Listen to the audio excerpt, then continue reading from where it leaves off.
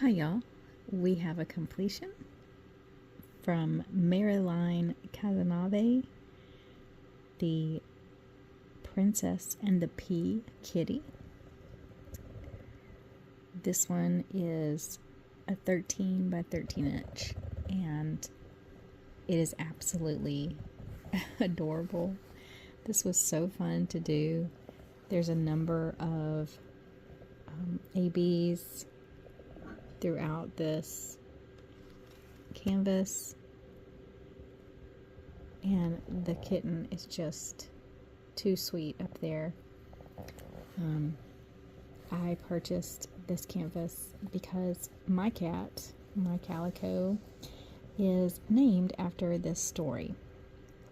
This is an actual story, The Princess and the Pea. It's not about a cat, but